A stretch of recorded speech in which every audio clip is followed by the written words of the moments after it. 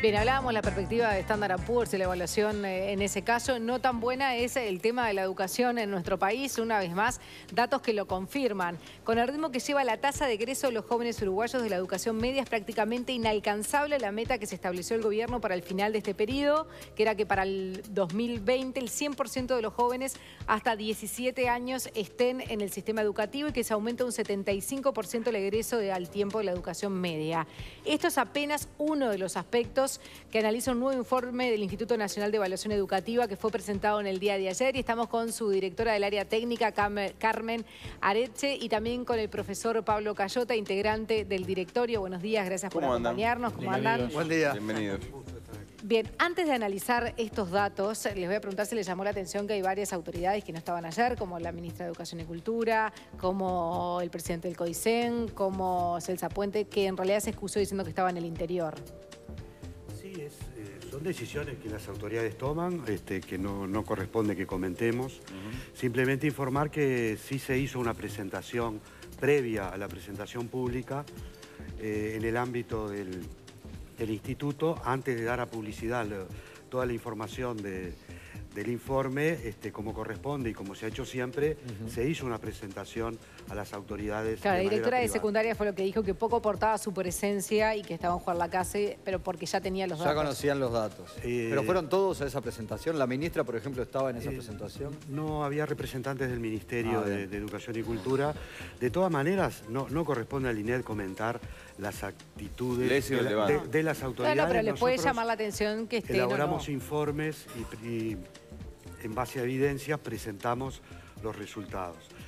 Creo que de todas maneras el informe está en manos de todas las autoridades, de toda la sociedad a partir de ayer. Y bueno, lo importante ahora es qué hacemos con esa información. Claro, pues son las señales que le dan las autoridades a la sociedad. Por lo menos para eso también sirve, nada más. Que vaya de tuyo, bien, Jaime. Vamos al informe. Dice que, entre otras cosas, se hace hincapié en la tasa de egreso a la educación media. Desde el 80 ha crecido muy lentamente y que es baja en su tramo obligatorio, más aún mientras que la Ley de Educación establece que son 14 años obligatorios. En promedio los jóvenes estudian 9 años. En realidad, bueno, esto es uno de los datos, decíamos, con el anterior, que están demostrando que esto no está sirviendo hace más de 30 años. No está funcionando.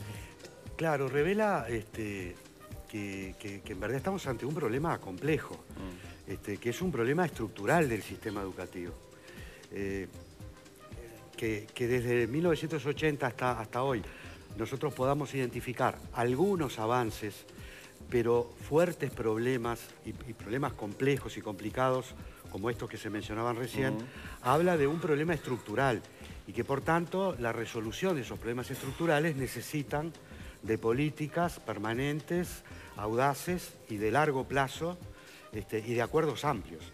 En ese sentido, el informe revela algunos avances, ¿verdad? En términos, ¿cuáles? Por ejemplo, el aumento de la cobertura de nivel inicial, por ejemplo, aumento de la cobertura a nivel de la enseñanza media básica, mejora en las retribuciones docentes, aumento de los recursos aplicados al sistema, pero mantiene algunos problemas realmente importantes, como es la baja tasa de egreso de la enseñanza media superior, la inequidad en los resultados, tanto de egreso como de aprendizaje. Es decir, en el Uruguay aprenden mucho más los que tienen más y aprenden mucho menos los que tienen menos. Y ahí, perdón que lo interrumpa el profesor, pero está bueno el dato, ¿no? Es impresionante la diferencia entre los jóvenes de nivel socioeconómico bajo y otros de alto. Aún así, del alto, 3 de cada 10 jóvenes de ese nivel, del quintil más alto de ingresos de Uruguay, no egresa de la educación media con 22 años. O sea, teniendo todas las posibilidades para hacerlo. Uno de cada 3 en el mejor liceo de repente, ¿no? Es impresionante esa Sí, cifra. bien. No podemos decir, en este caso, en el mejor liceo tenemos que mirar el conjunto de la información, ¿no? Eso es importante.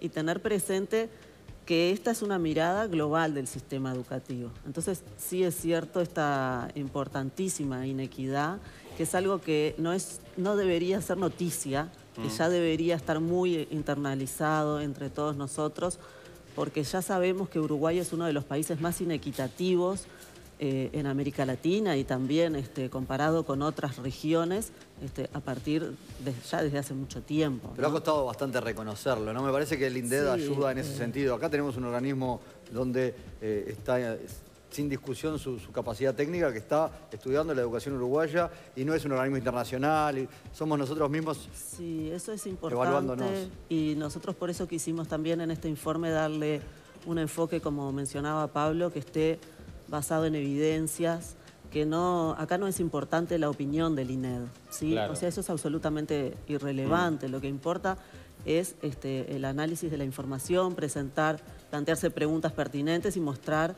tanto los avances como los problemas. Y justamente ¿verdad? ante esa fotografía del sistema educativo, cuando ayer inclusive estuvo sentado en ese lugar un dirigente sindical que planteaba todas sus expectativas en función de las movilizaciones y lograr algún cambio en las autoridades y en los parlamentarios para la rendición de cuentas.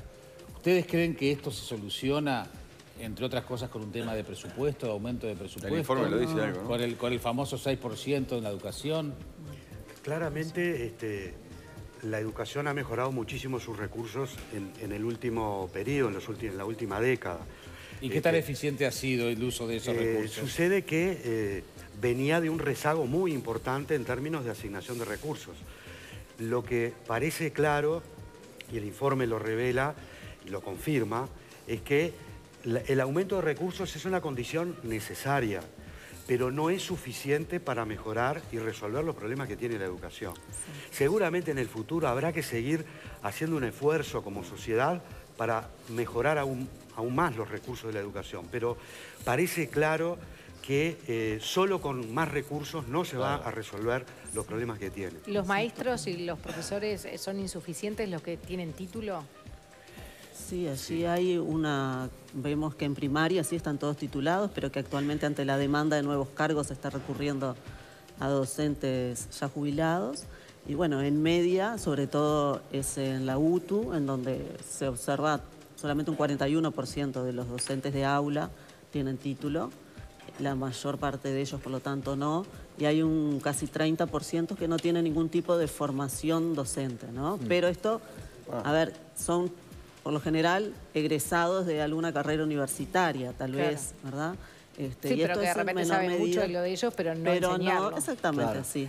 Sin embargo, hay una buena noticia en el informe que mejora la tasa que tiene que ver con la formación docente, que aumenta la tasa de titulación en secundaria, pero hay una noticia más importante que me parece que es una pista, sobre todo para pensar hacia adelante, que es que el informe revela que hay un problema estructural del sistema educativo uruguayo que es lo que llamamos el determinismo social de los aprendizajes. Es decir, si uno nace en determinada zona y con determinadas carencias socioculturales, sus resultados educativos parecen en el Uruguay que lo condenan.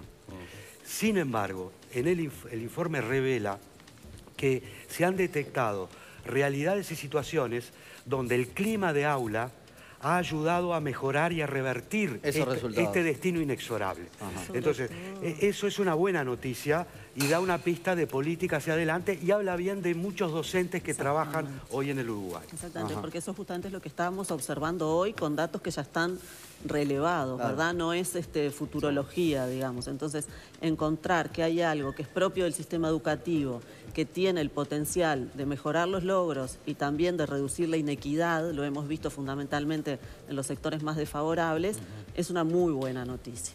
¿Sí? Bien, ahora, aquel que termina el liceo, ¿no? Pues estamos hablando de las cifras, los que no terminan, de distintos niveles socioeconómicos, el que termina, de todas formas, hay cifras que llaman la atención. Un 40% de los estudiantes de 15 años no alcanza los logros mínimos de lectura y ciencias, mientras que un 52% no lo logra en matemáticas. O sea que nos preocupamos mucho, claro, de los que se van, pero también los que se quedan y lo terminan no tienen para nada asegurado un nivel de conocimiento que les permita trabajar, por ejemplo. Respecto a eso, nosotros, o sea, estos datos no son nuevos, ¿verdad? Ya fueron publicados cuando esos resultados son de PISA 2015. Nosotros trabajamos también con resultados de 2013 del TERCE, hay también información de la Evaluación Nacional de Aprendizajes de 2013. Y el énfasis que quisimos poner en este caso no es tanto qué porcentaje está en los niveles más bajos, sino, bueno, qué es lo que implica estar en los niveles más bajos, cuáles son las habilidades, digamos, que estos estudiantes no están pudiendo llevar a cabo, ¿sí? En qué aspectos tienen dificultades. Y así encontramos que en primaria es un porcentaje muy alto, ¿sí? Que no está pudiendo hacer de repente una inferencia simple sobre un texto, encontrar una idea principal.